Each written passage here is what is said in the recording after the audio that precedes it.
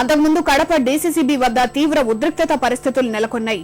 సమయం దాటిన తర్వాత ఎన్నికలు నిర్వహించకూడదంటూ ఎమ్మెల్యే వీరశివారెడ్డి అనుచరులతో కలిసి బ్యాంకు వద్ద హడావుడి చేశారు. తమ వర్గం 6 డైరెక్టర్లను కార్యాలయం నుంచి బయటకు పిలిచారు. ఈ క్రమంలో కాంగ్రెస్ వైకాపా కార్యకర్తల మధ్య తీవ్ర ఘర్షణ జరిగింది. ఓ దశలో వీరశివారెడ్డి కారుపై కొందరు వైకాపా కార్యకర్తలు చెప్పులు విసిరారు. ఆగ్రహించిన వీరశివ తేల్చుకుందాం రమ్మంటూ ఊగిపోయారు. ఆ తర్వాత వైకాపా కార్యకర్తలు చెప్పులు వేశారంటూ వీరశివారెడ్డి పోలీస్ స్టేషన్లో ఫిర్యాదు చేశారు. వారిపై చర్యలు తీసుకోవాలని డిమాండ్ చేశారు.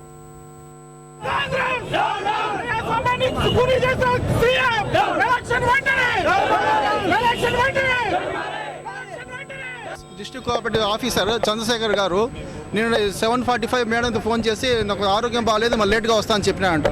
ఆ తర్వాత రాత్రి నుంచి ఇంటికి రాలేదు.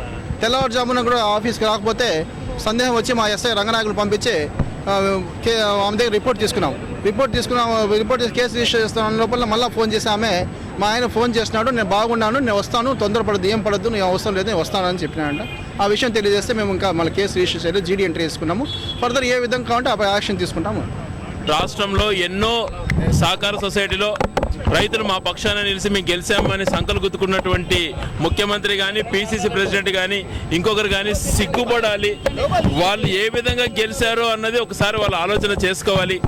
ఈరోజు మెజారిటీ స్థానంలో మేము ఉన్నా కూడా ఒక అధికారిని కిడ్నాప్ చేయించి ఇక్కడ వాళ్ళు చేసినటువంటి అక్రమాలు ఇవన్నీ సిగ్గుపడే విధంగా ఉన్నాయి.